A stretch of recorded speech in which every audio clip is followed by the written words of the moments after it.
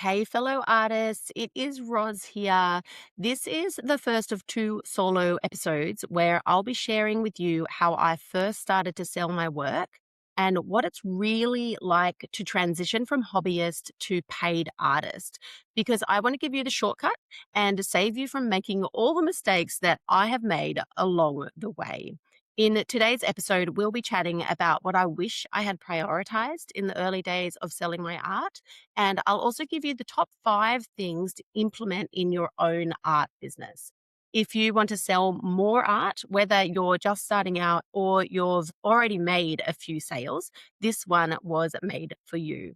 This is episode 123 of the Paint, Rest, Repeat podcast. You can find all the relevant links and the show notes over at permissiontopaint.co stroke blog stroke start hyphen selling hyphen one. Welcome to Paint, Rest, Repeat, the podcast for artists who are ready to ditch the overwhelm, follow their passion, and build a thriving art life on their own terms. I'm Roz, an Aussie artist, mum of 2, and creative business coach who knows exactly how wild, wonderful, and wobbly the artist journey can be, because I've lived it. I left behind a safe teaching career to follow my heart into art, and now my work hangs in galleries and major art fairs across Australia. After years of coaching, I'm passionate about helping you ditch the starving artist myth, stick it to the naysayers, and design a creative life that truly lights you up. So if you're ready for real talk, practical tips, and heartfelt encouragement, you found your podcast. Hit follow and let's dive in.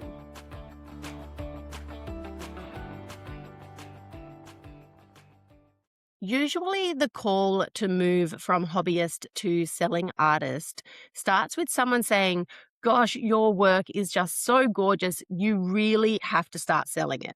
Or it can come from having so many artworks around that you just want to get them out of your space. Do either of those scenarios sound familiar to you?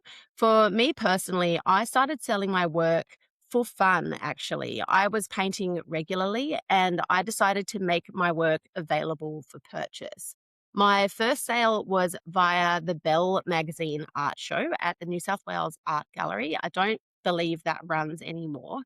I was just so excited to have my art accepted, to have my art on show, to go to an event at, such a big gallery and to have my art hanging there just for a period of time, but still my art was hanging in this amazing gallery. And after, I think maybe about an hour at the opening event there appeared a red dot next to my artwork. And I was just blown away and so excited. It was ridiculous. I wandered over to my family and friends who were there with me that night. And I shared with them the news, and they were so excited for me. And then I noticed this funny face or expression on my mum's face. Turns out she was the buyer. So my mum bought my very first artwork. And of course, it was a shock, a bit of an emotional roller coaster, that one, because it was twofold, of course. Firstly, I was so touched that my mum would support me and my art like that.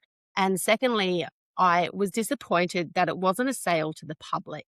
I know that that's relatable for a lot of listeners here on Paint, Rest, Repeat. So if that's you, if you've experienced that sort of roller coaster, it's okay. It's very normal. But the thing is, even with that sale being to a family member, it was actually proof that someone was willing to part with their cash for my artwork, and they were also willing to hang it in their space and to live with it.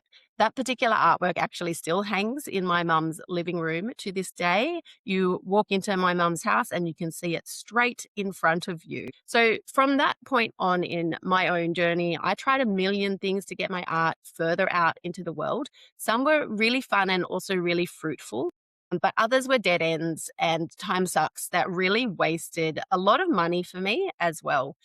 I don't have any regrets though. I love to learn through doing. That's just my nature. You might be the same. So no regrets here, but I'm going to share just some of the things that I tried along the way. The first one I want to share with you was a stint on Etsy. So I actually paid a professional to set up my Etsy account there. I didn't realize though at the time, I was very early in my artist journey, I didn't realize that I had to actually send people to my Etsy page. Just having an Etsy page does not equal sales, no matter how well it's set up. You actually have to send some traffic. So I didn't know that. And I made not a single sale over there on Etsy. The next one was local markets. I actually do have another local market coming up in my own suburb. So no regrets again around any of these. And they all have their pros and cons. But for my first few local market experiences, I took anything and everything art related that I could possibly sell to my market. And so it ended up presenting a little bit like a garage sale. And funny true story, which my family and I always giggle about, is that I had so many people ask me how much it would cost to buy the plant that I had on display as part of my market, aesthetic. It's a bit of a giggler over here. Anyway, so that was the local market blooper. The next one I want to share was this idea of boosting posts on Instagram. I think I gave Meta way too much money back in the beginning days because boosting a post can give you, that dopamine, the likes, the comments, and all of that, but there's no strategy there. So it's not necessarily going to grow to anything, and you can't really learn from boosting a post. You can't learn how to boost a post better for better results because there's literally no strategy, no research in that. So that was just money that I was donating to the Instagram machine. Such a kind person. And then another one to share today is entering art competitions for a fee that were just terrible matches for my art. That's also something that I don't know if I regret doing it because it gave me accountability, something to create for, something to push and challenge myself and my art process. But yeah, it was definitely, it was a waste of money. I didn't research which prizes were better for me to enter. And so, yeah, so I wanted to share those ones with you today. But I also want to share with you what eventually worked because there is so much information out there, so many options, so many recommendations. It is a recipe for overwhelm, which can lead to decision paralysis.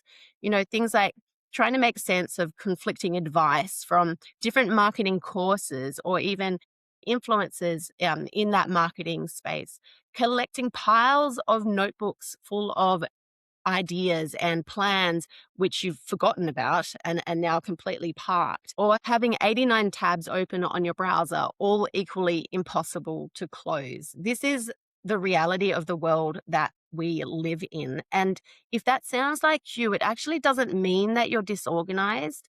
It just means that you're just trying to do all the things at once and you're drowning a little bit in all of that noise.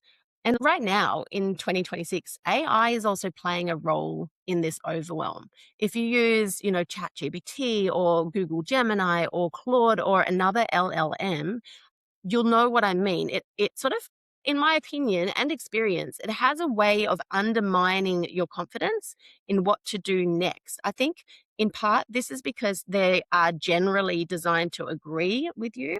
So the risk here is being sent in circles and getting lost on the way. AI is a great tool. I love it. I use it every day, but it shouldn't replace your own judgment.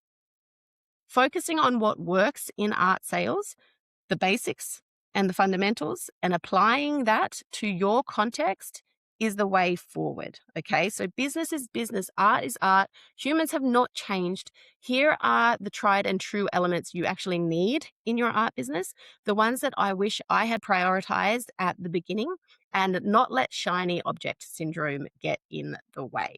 So, just a little note here though, this is relevant to artists of all stages of selling because no matter how many sales you have had, it is always worth reviewing what you have in place in your art business, checking in that they haven't become overcomplicated or that parts of your business have not been completely ignored. Now, the goal with my own art business when I was starting was to have a reliable way to sell my art. I wanted to have a way to find people beyond my family and friends and to set up the systems to make it work steadily and consistently.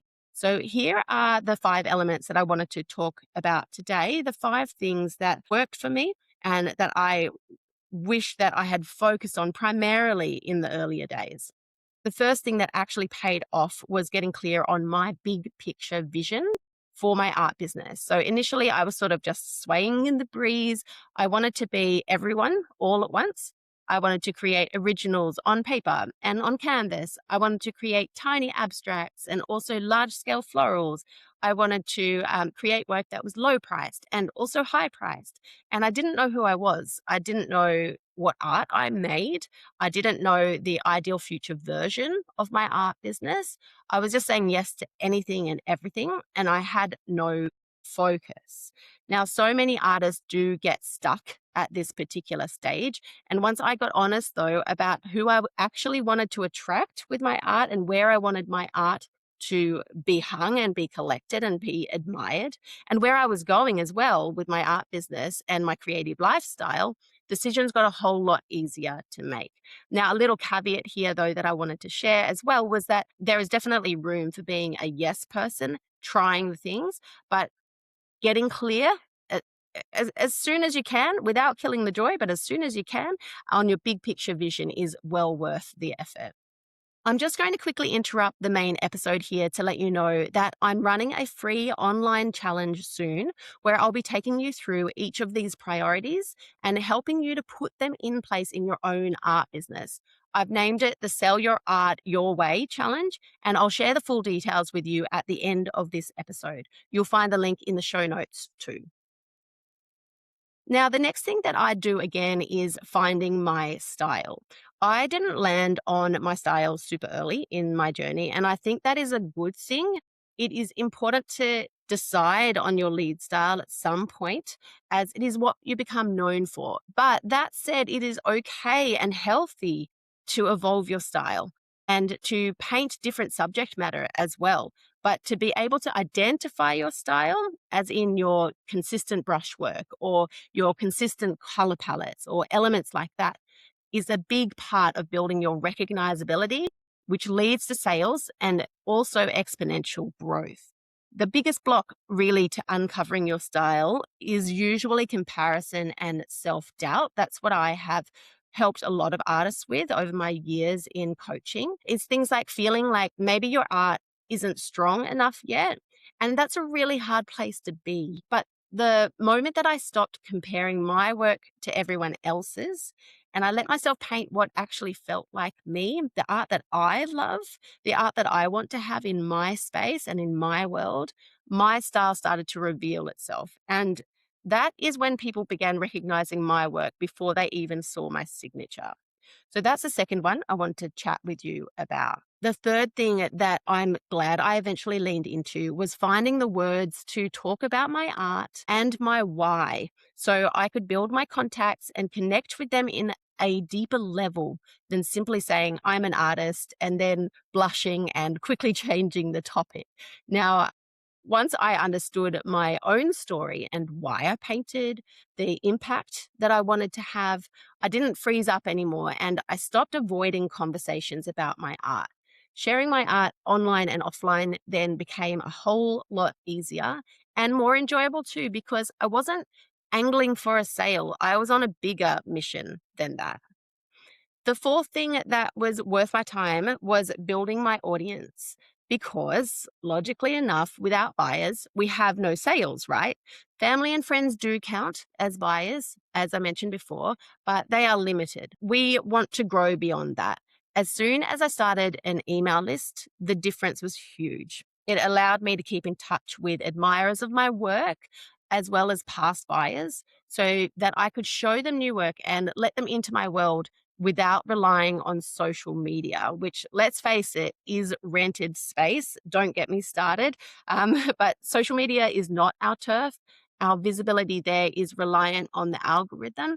And there is always that real risk that our page could be hacked or the platform itself could be shut down with no notice. Okay. I do not want to be involved in fear mongering here, but it is something to consider, right? By building my email list off social media, that's where I was building something that was safe and secure and that was mine and could be part of the foundations for my art business. So I'm really glad that I started that as early as I did and yeah, recommend that to you as well. By the way, my first email out to my email list was super clunky. It was formatted terribly. I thought it was great at the time. And it went out to, I think I started with something like 6 people on my email list. And yes, they were all family and friends, but you have to start somewhere, right? The other little bonus I thought with my first email was it got replies. And that's not because it was necessarily a great email, but my people really loved hearing from me. And that was really validating. And it helped me to keep sending those emails out and keep sending those updates on my work and my process and my passion and my journey with the people who have opted in and showing interest in what I was up to.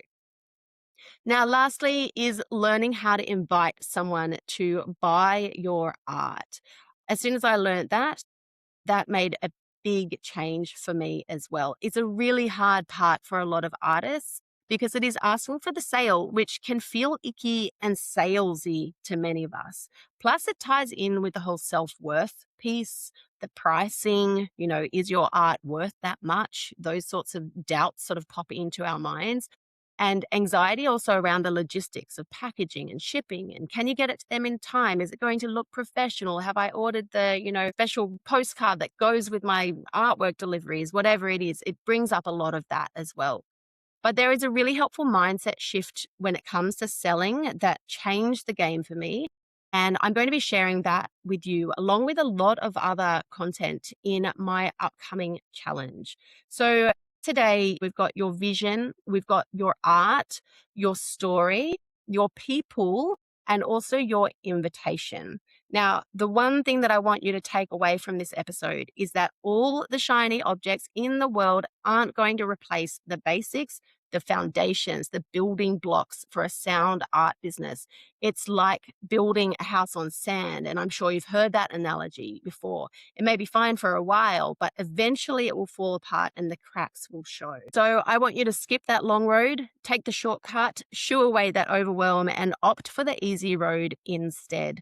Next episode, I'm going to be getting real with you about my biggest mistakes, the ones that I would never make again. So be sure to tune in to that episode. If you're ready to take real steps toward selling your art, wherever you're starting from, you're invited to join my free Art Biz Challenge. It's called Sell Your Art Your Way, and we start on Monday, September 7th, 2026. For 5 days, I'm going to be guiding you step by step through exactly what you need to sell your art. It includes live daily teaching, the challenge workbook, live Q&As, a beautiful community to do this with, and live attendee bonuses too. Last time I ran something like this, artists told me things like, I've learned and achieved so much in such a small amount of time. The bite-sized tasks were amazing. This has been a wonderful experience. I've come so far this week.